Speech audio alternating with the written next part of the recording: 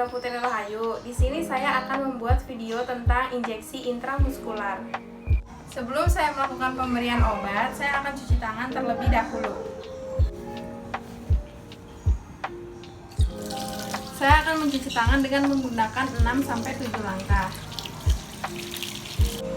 Setelah tangan bersih, diharapkan untuk tidak terkontaminasi dengan benda lain. Saya melakukan pemberian obat, saya akan mempersiapkan alatnya terlebih dahulu. Berikut ada pulpen beserta kertas untuk mencatat. Lalu di sini ada wadah untuk handscoon-nya. Di sini ada wadah untuk membuang sampah. Di sini ada bak instrumen. Di dalamnya ada kapas, vitamin yang akan diberikan.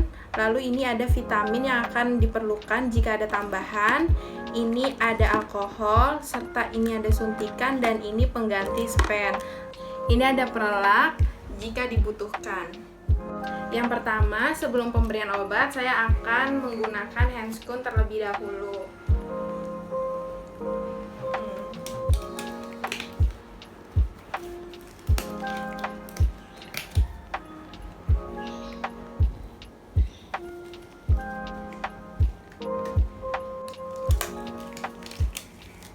Setelah menggunakan handscoon, saya akan memasukkan vitamin yang ini ke suntikannya. Sebelum dimasukkan ke dalam suntikannya, saya akan membuka vitaminnya.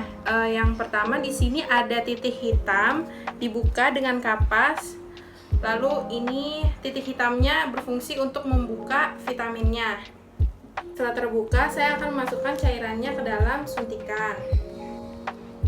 Mengurangi udara dalam spen untuk mengurangi resiko terjadinya emboli. Setelah itu, saya akan menggantikan jarum suntiknya dengan jarum suntik yang baru.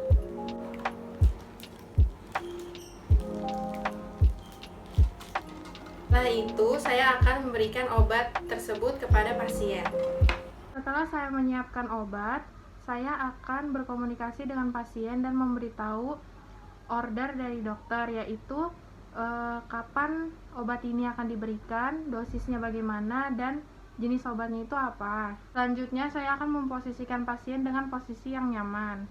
Setelah itu saya akan mengukur dari bagian atas sini sampai sini, atau bisa dibagi 1/4 bagian, dimana bagian tersebut mudah untuk dimasukkan injeksi intramuskular.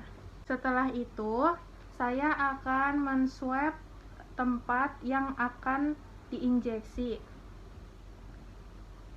Lalu, setelah itu, cubit sedikit bagian yang akan diinjeksi. Lalu, saya akan menyuntikkan bagian tersebut seperti memegang pulpen dengan 90 derajat. Setelah itu, lakukan sedikit aspirasi untuk memastikan adanya darah atau tidak yang masuk. Setelah tidak ada darah yang masuk, lalu perlahan-lahan masukkan vitamin yang akan diberikan secara perlahan-lahan. Lalu setelah sudah dimasukkan vitaminnya tersebut, cubit sedikit menggunakan kapas. Setelah itu cabut secara perlahan-lahan, lalu tutup. Langkah yang selanjutnya adalah membuka handscoon, buang ke tempat sampah, serta suntikan yang tadi dibuang ke tempat sampah. Selanjutnya langkah terakhir adalah dokumentasi, untuk mendokumentasi tindakan yang telah dilakukan. Setelah saya sudah menyiapkan obatnya, saya akan berkomunikasi dengan pasien dan identifikasi order dari dokter. Lalu saya akan menjelaskan kepada pasien apa itu injeksi intravena, fungsinya untuk apa tindakan tersebut, dan harapan apa yang diharapkan setelah injeksi ini dilakukan. Setelah itu saya akan menyuntikkan obat ke pasien. Obatnya itu disuntikan di bagian depan sikut, yaitu di sebelah sini. Saya akan menswab bagian venanya, lalu dicari venanya, setelah itu disuntikkan. Setelah disuntikkan, posisinya itu 20-30 derajat. Lalu setelah disuntikan, kita aspirasi dulu apakah ada darah yang masuk atau tidak. Jika ada darah yang masuk, berarti posisi kita sudah tepat. Lalu setelah itu disuntikan secara pelan-pelan. Setelah sudah selesai, tutup dengan alkohol swab bagian yang telah disuntikan.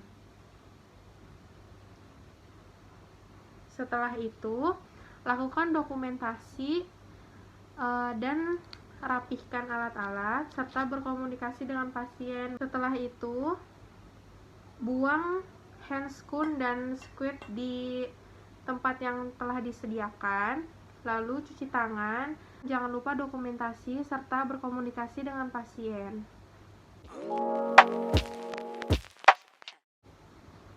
Selanjutnya, saya akan memberikan injeksi subkutan.